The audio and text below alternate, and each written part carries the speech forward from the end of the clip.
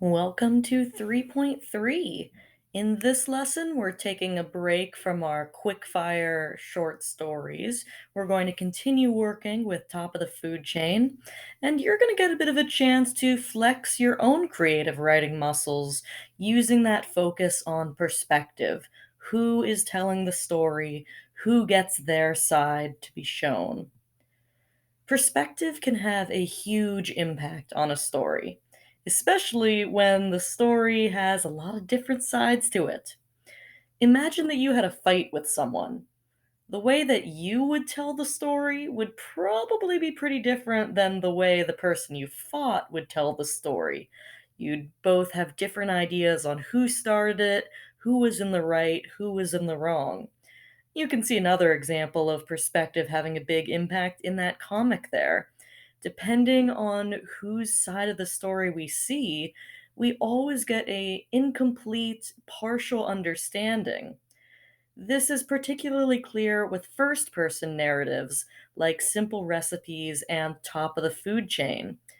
In Simple Recipes, we only saw Thienne's point of view, and because she was writing from the perspective of a small child, she didn't always know what was happening. She didn't know why her mother didn't intervene, or why her brother was so upset at their heritage, and because she didn't know, we didn't know either. So, in this exercise, you are going to be choosing a different perspective to retell the events of Top of the Food Chain. We can look at some examples with simple recipes first. We already talked about Thien. She doesn't fully understand what's happening, and she's biased. She adores her father and tries very hard to block out his angry side. If the story was told from the father's perspective, well, we don't fully know about him. We know he cares a lot about cooking, but from Thienne's perspective, we don't really know why he gets so angry when his son is literally just choking on cauliflower. If the story was from his perspective, we'd be able to answer that question. The mother doesn't really seem to do much in Thienne's version of the story. She talks to her husband in the language that Thien doesn't understand, so if the story was from her perspective, we'd know what she was saying and how she felt about everything that happened. And then, of course, there's her brother. We know from Thienne's perspective that he seems to hate his father and his father's food, but we never learn where this bitterness comes from or why his relationship with their father is so different than Thienne's. If the story was from his perspective, our image of the dad and of the events would definitely be very different.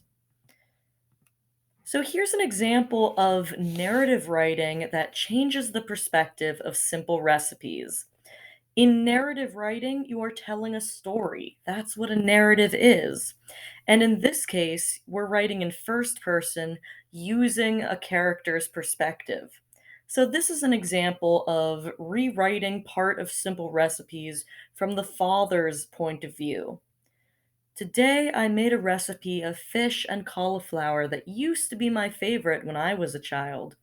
My own father taught me how to cook the fish just so the skin would be crisp and the meat juicy.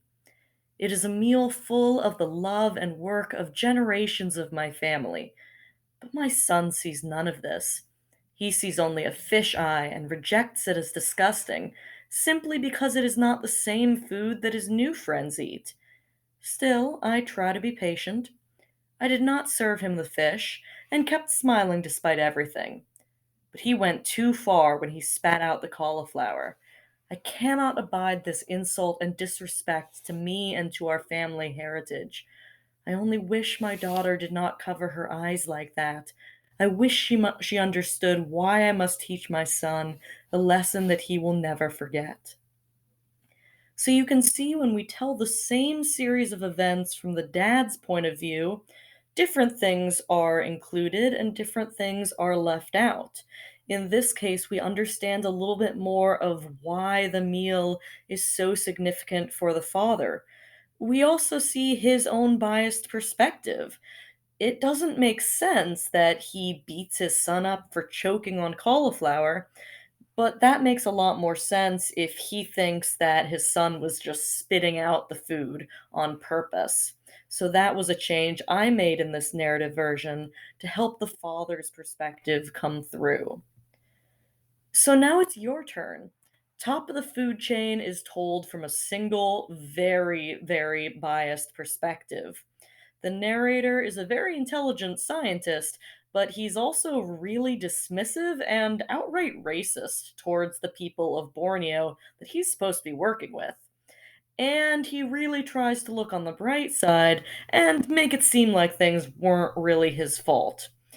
If we were to look at these series of events from another perspective, the story could be very different. So you're going to choose one of five options. You can tell the story as a senator listening to the report. Would they believe or doubt the narrator, and what would they do with their influence? You could be a World Health Organization worker in Borneo. Are they on the same team as the narrator, or are they working against him? What would they be most concerned about?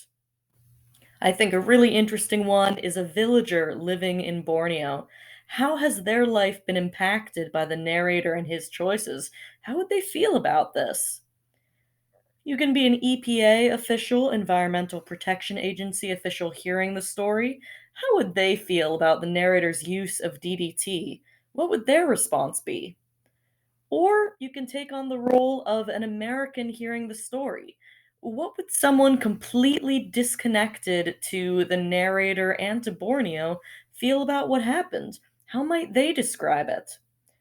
In your narrative, make sure you are writing as the person you choose. You're not writing as yourself, you're taking on a new role and really thinking about how that person might respond to the cause and effect chain of events in Top of the Food Chain.